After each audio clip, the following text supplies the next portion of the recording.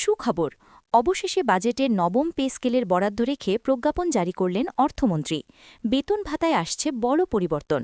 আরও বিস্তারিত থাকছে পুরো ভিডিওতে। আসসালামু আলাইকুম প্রিয় সরকারি চাকরিজীবী মহোদয়গণ, আপনারা যদি সবার আগে নবম পে স্কেলের আপডেট পেতে চান তাহলে আমাদের এই চ্যানেলটি সাবস্ক্রাইব করে ভিডিওতে লাইক করে দিন। অবশেষে সেই বহু প্রতীক্ষিত সিদ্ধান্তের দিকেই এগোচ্ছে সরকার। বাজেটে পে স্কেলের জন্য আলাদা করে বরাদ্দ রাখা হয়েছে এবং প্রজ্ঞাপন জারি করে বিষয়টি আরও স্পষ্ট করে দিয়েছেন অর্থমন্ত্রী। আজ প্রধানমন্ত্রীর উপস্থিতিতে সচিবদের সঙ্গে জরুরি বৈঠক শেষে এই বড় ঘোষণা সামনে এসেছে। এর মধ্য দিয়ে দীর্ঘদিন ধরে অপেক্ষায় থাকা লাখ লাখ সরকারি কর্মকর্তা কর্মচারীর মধ্যে নতুন আশার সঞ্চার হয়েছে। সরকারের পক্ষ থেকে জানানো হয়েছে ৯ লক্ষ কোটি টাকার বিশাল বাজেটের ভেতরেই নবম পে স্কেলের জন্য নির্দিষ্ট অর্থ সংরক্ষণ করা হয়েছে। এর অর্থ হচ্ছে শুধু পরিকল্পনা নয়, এবার বাস্তবায়নের দিকেও দৃঢ়ভাবে এগোচ্ছে সরকার।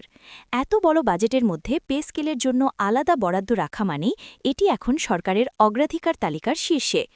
নবম পে স্কেল নিয়ে এতদিন যেসব আলোচনা চলছিল তার মধ্যে সবচেয়ে গুরুত্বপূর্ণ বিষয় ছিল বেতন কাঠামোর সামগ্রিক পরিবর্তন। নতুন পে স্কেলে বেতন শুধু বাড়ানোই নয়, বরং এটি একটি আধুনিক এবং বাস্তবসম্মত কাঠামোতে রূপ দেওয়ার পরিকল্পনা করা হয়েছে। বর্তমান জীবনযাত্রার ব্যয়, মূল্যস্ফীতি এবং বাজার পরিস্থিতি বিবেচনায় নিয়ে নতুন স্কেল তৈরি করা হচ্ছে বলে জানা গেছে। বিশেষ করে নিম্ন ও মধ্যম পর্যায়ের কর্মচারীদের বেতন বৃদ্ধির ওপর বেশি গুরুত্ব দেওয়া হয়েছে, কারণ দীর্ঘদিন ধরে দেখা যাচ্ছে এই স্তরের কর্মচারীরা সবচেয়ে বেশি আর্থিক চাপে থাকেন। তাই নতুন পে স্কেলে তাদের জন্য উল্লেখযোগ্য হারে বেতন বৃদ্ধি হতে পারে।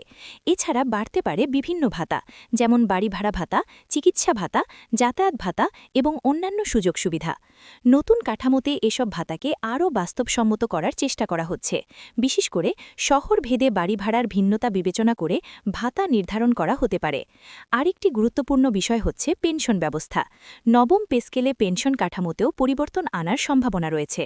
অবসরপ্রাপ্ত কর্মচারীদের জন্য আরও নিরাপদ এবং স্থিতিশীল পেনশন নিশ্চিত করার লক্ষ্যেই এই পরিবর্তন আনা হচ্ছে।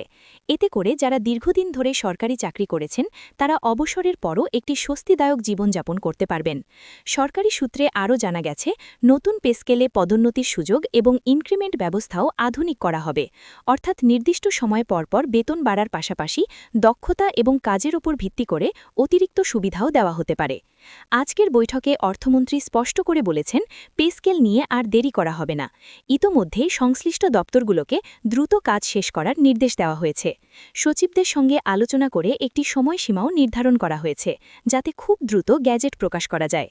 এই ঘোষণার পর সবচেয়ে বড় প্রশ্ন হচ্ছে, কবে থেকে কার্যকর হবে এই নবম পে স্কেল। যদিও নির্দিষ্ট তারিখ এখনও আনুষ্ঠানিকভাবে ঘোষণা করা হয়নি, তবে বাজেটে বরাদ্দ রাখা এবং প্রজ্ঞাপন জারি হওয়ার অর্থ হল খুব শিগগিরই এটি বাস্তবায়নের পথে এগোবে। অনেকেই ধারণা করছেন আগামী অর্থবছরের শুরু থেকেই এটি কার্যকর হতে পারে। এছাড়া নতুন পে স্কেলের আওতায় কতটি গ্রেড থাকবে, বেতনের সর্বনিম্ন ও সর্বোচ্চ সীমা কত হবে, এসব বিষয়েও আলোচনা চলছে।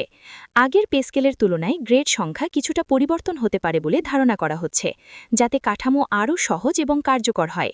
সরকারের এই উদ্যোগকে ইতিবাচক হিসেবে দেখছেন অর্থনীতিবিদরাও। তাদের মতে সঠিকভাবে বাস্তবায়ন করা গেলে এটি সরকারি কর্মচারীদের কর্মদক্ষতা বাড়াতে বড় ভূমিকা রাখবে। একই সঙ্গে দেশের অর্থনীতিতেও ইতিবাচক প্রভাব ফেলতে পারে, কারণ মানুষের ক্রয় ক্ষমতা বাড়বে। তবে কিছু চ্যালেঞ্জও রয়েছে। এত বড় পরিমাণ অর্থ বরাদ্দ দেওয়ার ফলে বাজেটের ওপর চাপ তৈরি হতে পারে। তাই সরকারকে খুব সতর্কভাবে এটি বাস্তবায়ন করতে হবে, যাতে অন্য খাতে কোনো সমস্যা না হয়। এই পুরো প্রক্রিয়ার মধ্যে সবচেয়ে গুরুত্বপূর্ণ বিষয় হল স্বচ্ছতা এবং দ্রুততা, কারণ দীর্ঘদিন ধরে অপেক্ষা করতে করতে অনেকেই হতাশ হয়ে পড়েছেন। তাই এবার যদি দ্রুত এবং পরিষ্কারভাবে সবকিছু সম্পন্ন হয় তাহলে মানুষের আস্থা আরও বাড়বে। সব মিলিয়ে বলা যায়, নবম পে স্কেল এখন আর শুধু একটি পরিকল্পনা নয়, এটি বাস্তবায়নের দ্বারপ্রান্তে পৌঁছে গেছে। বাজেটে বরাদ্দ রাখা এবং প্রজ্ঞাপন জারি হওয়া এই দুটি বড় পদক্ষেপই তার প্রমাণ। এখন সবার নজর একটাই, কবে চূড়ান্ত ঘোষণা আসবে এবং কবে থেকে নতুন বেতন কাঠামো কার্যকর হবে। এই মুহূর্তে যারা সরকারি চাকরিতে রয়েছেন তাদের জন্য এটি নিঃসন্দেহে বড় সুখবর, আর যারা ভবিষ্যতে সরকারি চাকরির স্বপ্ন দেখছেন তাদের জন্য এটি একটি ইতিবাচক সংকেত। এই পরিস্থিতিতে আরও একটি গুরুত্বপূর্ণ দিক উঠে আসছে, সেটি হল নবম পে স্কেল বাস্তবায়নের পর সরকারি চাকরির চাকরির প্রতি আগ্রহ আরও বেড়ে যেতে পারে, কারণ যখন বেতন কাঠামো আধুনিক এবং প্রতিযোগিতামূলক হয় তখন স্বাভাবিকভাবেই মেধাবী তরুণরা সরকারি চাকরির দিকে বেশি ঝুঁকে পড়ে। এর ফলে সরকারি সেবার মানও উন্নত হওয়ার সম্ভাবনা তৈরি হয়। এছাড়া নতুন পে স্কেলের মাধ্যমে শুধু বেতন বাড়ানোই নয়, কর্মপরিবেশ উন্নত করার বিষয়টিও গুরুত্ব পাচ্ছে।